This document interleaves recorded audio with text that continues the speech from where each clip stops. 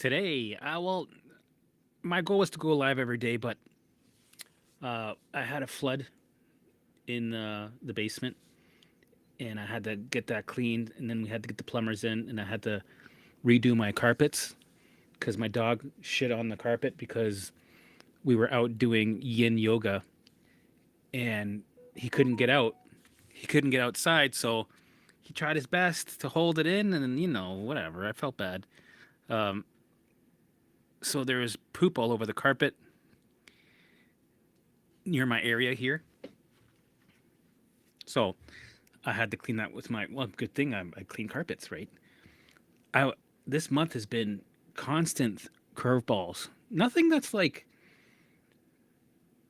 insane, just annoyances, and it's forcing you to become cork and water. Allow it to be there, right? Brakes were seized. I couldn't use my truck.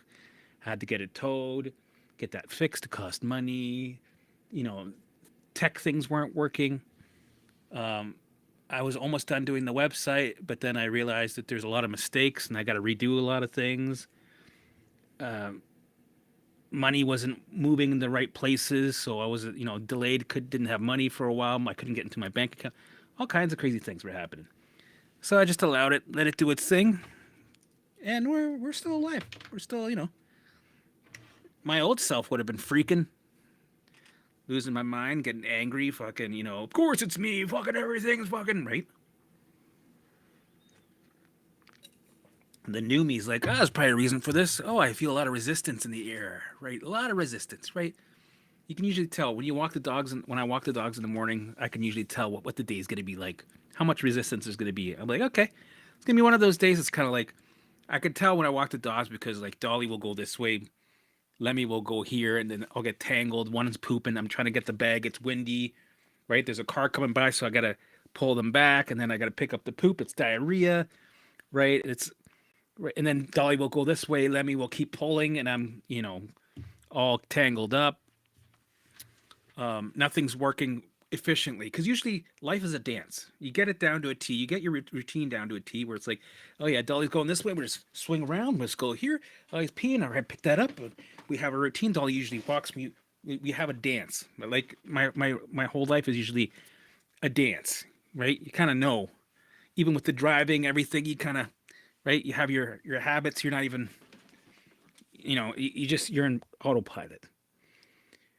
But the past month, it was like everything's resistant. The air is just, you know, you're walking up mini mountains here and there constantly, and not in flip flops, but nice shoes. But you know, so yeah, so I didn't go live Saturday and Sunday, but my goal is to go live every day. See how long I can go. I might be going to the farm this weekend, so I'll probably go live on my phone. See how it goes.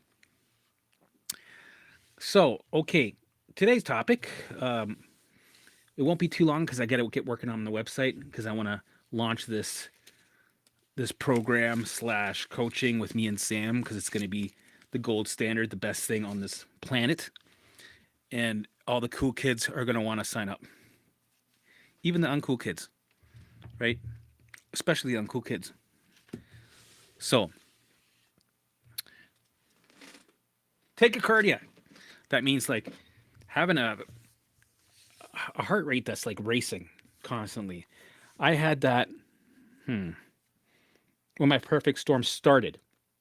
So I was used to having a resting heart rate at most of my life at 65. And then I started smoking, so it goes up, of course. And it'd be like at 70.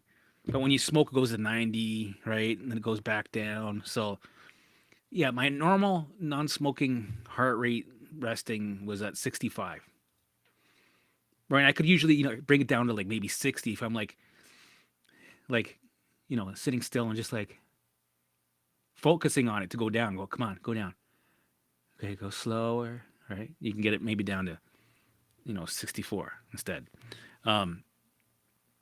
But anyway, when my perfect storm hit, right after my surgery, Everything was fine. And then all of a sudden, out of the blue, I had 75 symptoms hit me at the same time: food sensitivity, crazy anxiety.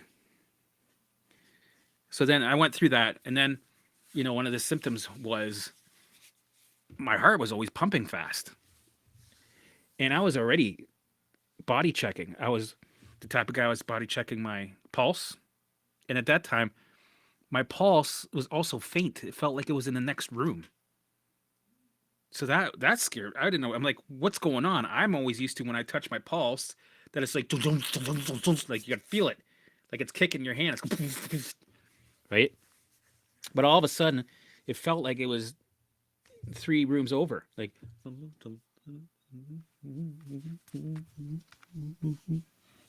barely there. And yeah, laying down in bed, I was at about 110, right? A couple of times it was at 120. One time I went to the hospital, it was at 150, and they were trying to calm me down in the ambulance, which was not fun because there's no windows. There was no windows in the ambulance, and I was like it was turning. I was like losing my orientation. Like symptoms are going. I'm freaking out. My right, and the machine's like, "Dee, dee, dee, dee, dee." I'm like, what this? Like, sir, you're gonna have to calm down. Like, calm down, sir. Like, this is no, you're freaking out. You need to calm down, right? Um, so that's the most at 150, but the 110 was constant every day, the same shit. Now, I'd be constantly analyzing it. I'm like, okay, this time, okay, 119. Okay, let's do it again. Let's check it again. All right, check the clock, and I found a way to check it faster instead of waiting a whole minute. I was able to, I think it was for 6 seconds multiplied by a certain, I don't remember anymore. So I'm like, okay, I think I'm gonna be back. It's gonna be 70. All right, 70. Okay, 80. Okay, 80, 80, 85. Fucking. All right, 90. Shit, back to 100. Fuck, 109. Shit. Fuck, it's not going down. So yeah, it was like 110 for 3 months, and nobody, I didn't know anybody had this shit. I'm like, how does it just go from normal to fucking insane? Like, what's wrong with me? I'd go to the hospital and they would say, yeah, well, it's you're fine. I'm like, dude, they didn't care. They didn't care that there was right away. They dismissed me. They're like, sir, this is not an emergency situation. If you have an issue, just talk to your doctor, okay? Now we're gonna let you go home. And I'm like, this is stupid. So yeah, my heart was, and I was the type of guy that had a blood pressure machine at home, 3 different thermometers, because I would have one beside my bed, one in the washroom, and one in my car. I always had to be able to check my temperature because I was always worried that I was going to get sick or have an infection and I need to go to the hospital. I was always checking my heart rate also. I used to go to the grocery store to check my blood pressure and my heart rate.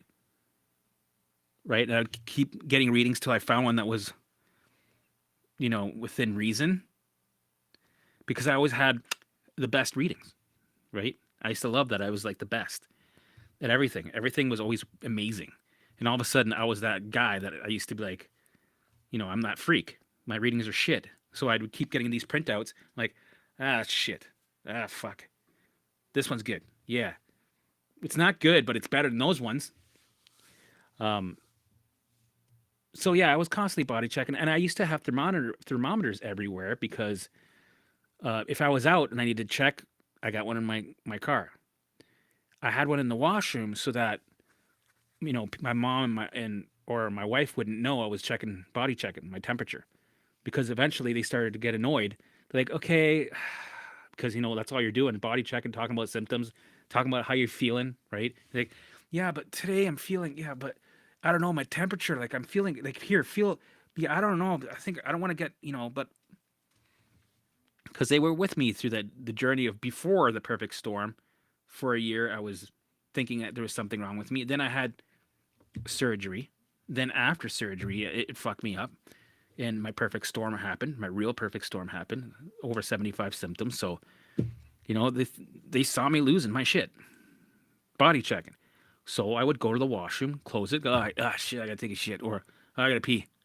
I'll be right back. Go to the washroom, check it, right, and make noise so that they don't hear the beeping. And I'd be like, oh fuck. And if it was a little bit high, not even high, just a little different, the rest of the night I'd be fucking ruminating, and like this. Uh, okay, well maybe because I just ate food. So Google, does your temperature go up when you eat food? Does your blood pressure change when you go eat food? Does your right going crazy, ruminating, keeping that survival state up? So eventually, I just let it go, right? With the not feeling my pulse thing, that fucked me up for a while. So I was downstairs running around in a circle. I'm like, this is stupid, man. Like something's. If I'm gonna have a heart attack, fuck it, let's do it right now. Let's fucking bring it on. So I ran around in my basement in circles so that my heart was, get it pumping, and still didn't feel shit. I was like, what the hell? Nothing. So eventually, I saw somebody mention that they had tachycardia or a fast heart rate. I was like, okay, okay, okay. And then I, went down some rabbit holes and people were talking about, yeah, they had that. And eventually it went away. I was like, okay, that's all I need. Right. So then I did the work, the mind body stuff, and I started to notice eventually it started to calm down. Right. And eventually, in time, I don't know when it started to, but I know it did. Right. I'm going to guess like 3 to 6 months of doing the work every day. My my heart rate started to go back to normal again. And my pulse, I think it took almost a year before my pulse was like boom, boom, boom, boom, boom, boom, boom, boom. Like feeling my pulse, pumping hard, felt amazing. I was like, this is the shit. I love it. You're back. We're back, right? This is amazing. The best feeling, right? And I think, I have ideas. I think it was just a survival mechanism. Blood was only pumped in the areas that were really important, like your organs. I think that's because I had a mild, um, I had POTS, but a mild version, right? So I think that's why I couldn't feel my pulse. And it's just making sure that your main organs are getting the blood that it needs, and your extremities are yeah, they're getting blood, but it's not like, that's why I had the tingling feelings, coldness and hot, and like they weren't, the blood flow wasn't the best, right? But eventually, the body went from to right, and then eventually things were blood flow, right? My blood wasn't pooling on my legs anymore. My feet and legs weren't red after taking a shower, random, right? Now they were normal skin color. My face went from being gray and green to having color, right? So eventually the tachycardia will get back online. I know it's scary when you have your heart rate racing and you're trying to calm it down and you're not doing anything. You didn't go anywhere. You're laying in bed. You've been laying in bed for 5 fucking hours and you go check your heart and it's like you're going for, a speed walk. And it hasn't calmed down in 2 months or whatever. And it freaks you out because you're worried that, oh my God, can my heart handle this? It's constantly going. How is it able to, oh, my poor heart, how can it handle all this? It's straining. How? Honestly, the heart can handle so much shit. It's a master. Your body can handle crazy amounts of anything. It can do crazy amounts of anything. It's unstoppable. It's unbelievable. The shit that our bodies can do. So I had to just surrender. I had to go, yeah, heart, you're just going to have my back on this. I trust you, man. Do what you got to do. I'm sorry. Eventually, it will calm down. I'm going to release control. I'm going to surrender. I'm going to allow it. Do your thing. You got to race a bit. My brain's making this call. I'm going to trust my brain. There's a reason for it. Right? It's revving. Right? We're revving up just in case we got to fight or flee. Right? It's like, it's like your race car off the lot. If you're not even revving your engine, you just went, that could be a split second that you don't survive. right? So eventually things calmed down and my heart went back to, you know, right? Working good. So don't worry, you guys out there, do the work every day, right? Um, a little weird color there. Do your work every day in time. Also, allow the thoughts, let them be there, let them do their thing, engage in life, stick to your routine, do the work. Eventually, it will regulate itself without you having to force it to, right? The more you try to force it, the more you try to get in the way and fix it, analyze it, the more it stays. Because think, when you analyze something, the brain's listening. It's a surveillance system. It's like, oh man, he's in danger. Let's keep that alarm system going. Let's send him more alarms. We're in a survival state. No, get those dogs running around the courtyard. There is an intruder, right? You're the one that brought us here. The reason why your heart is going like crazy is because you programmed it like that. The software is saying we need to have this running like this to keep you alive. So it's running. It's doing its job. The brain is making the right call. So nothing's working wrong. You just might not like it because you don't understand it, right? What we don't understand, we fear. And we've been reprogramming it in a cycle to stay there. And that's it. So, short one today. It was a little bit about tachycardia. I am sure 90% of you guys are dealing with that. So, a little bit of nuggets in there, but it might give you a little reassurance that, yeah, have some patience. It takes time. It will regulate. It will calm down. So, I'll take questions. See what everybody's saying. You know, like, what are you guys saying? What are you saying? Like, what do you? Let's see here. Is my stuff working? Let's see. I've been having a lot of difficulties with programs, my computers, my phone, like everything. It's not working properly. So let's see. Type hello if you're seeing this.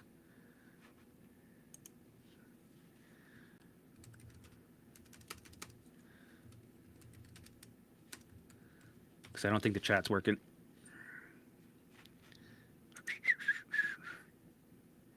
Okay, my internet's slow. Okay, well, we also had this rainstorm, freezing rainstorm happen, and it affects everything. I can't even type anything. So yeah, everything's frozen for the chat. Oh, it's okay. We see what I mean. Life's throwing curveballs. We allow it. Let it do its thing instead of freaking out and going, "Oh fuck, I gotta fix it." Maybe I'll just we roll with it. All right, that happening today, and that's okay. So please like, share, and subscribe. It was a quick one today. I'm gonna come back online tomorrow. So